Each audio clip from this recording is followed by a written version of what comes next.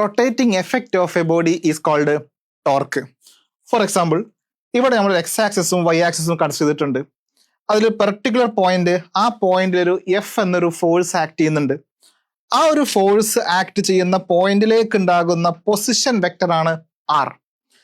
അങ്ങനെയെങ്കിൽ ഈ രണ്ട് വെക്ടേഴ്സുകൾ തമ്മിൽ ഉണ്ടാക്കുന്ന ആംഗിള് തീറ്റയാണ്. അങ്ങനെയാണെങ്കിൽ ഈ കാണുന്ന ആംഗിളും തീറ്റ തന്നെയാണ്.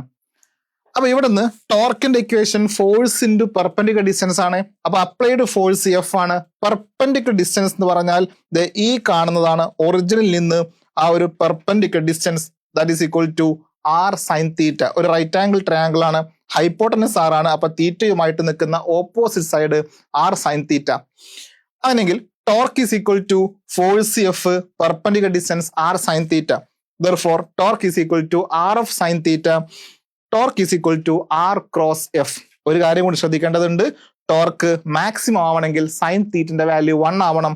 സൈൻ തീറ്റിന്റെ വാല്യൂ 1 ആവണമെങ്കിൽ theta is equal to 90 degree. Therefore torque is equal to R F. That is ടോർക്കിന് മറ്റൊരു ഇക്വേഷനും കൂടി ഉണ്ട്, ദാറ്റ് ഈസ് ഐ ആൽഫ.